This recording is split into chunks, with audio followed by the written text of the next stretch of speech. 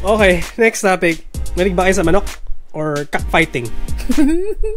Hindi. Eh? Manok na pag... Manok lang, guys. Walang mali siya. Manok na pagkain, oo. Gustong-gusto ko yan. Hindi, alam namin na mahilig ka talaga sa kahit anong pagkain. Kaya buhay yung sinabi ko, pang cockfight na eh. Kasi baka ulamin mo eh. Hindi, pag natalo, inuulam din naman yun eh. Basically kasi, Rooster Fighter na manga, magkakaroon siya ng anime adaptation. In-announce to sa Viz Media panel at San Diego Comic Con. Any opinions before tayo mag-move on? It's very enticing. Enticing. Nakita yung trailer, actually, high budget eh. Actually, ang ganda Not memeing, pero yes it is. At yung quick description niya, it's bizarre, absurd, and proudly boundary blurring. Well, yes, gano'n. Hindi obvious. Follow si KG, isa siyang mutant na rooster. Rooster to yan. With a superhuman strength who defends the world from giant monster called demons. Parang, ano yung title nun? Meron ako naiisip dun eh. Excited mo kayo? Additional information is according dun sa mangaka na si Sakura Tani.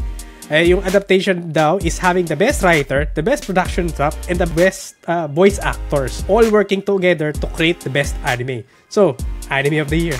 The best lahat eh. So, yung boses niya, yung boses ni Nanami. Bagak! Unfortunately, is wala ka lang siya na-mention na release date. May comment ba sa'yo? Parang siyang Boku no Pico. Daw? Hindi.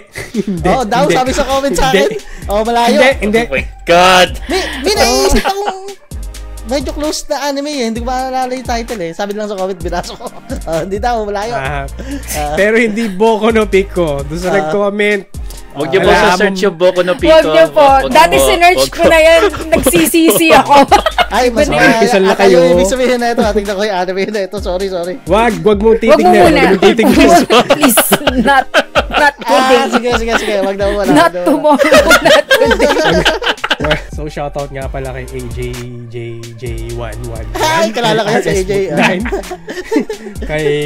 Kay Crawlings, nagdano din siya. Doon sa mga chatters natin, sila Nier, sila Antagonizex, nagbabalik. Si Humpy Lumpy, 4 million as lampas hupa, or I am pasyupa. Nahihirapan kasi siya kaya siya nagpalit ng pangalan kasi balik yung pagbasa ng pangalan niya. So shoutout din kay Kuma March, kay Nier, at kay Pride Race Gaming, kay Torakat. Sino pa ba? If may na-miss out ako, pasensya na po, babawi ako. So, if you like ng mga shoutouts, mag-leave lang kayo ng comments sa mga videos na available kami.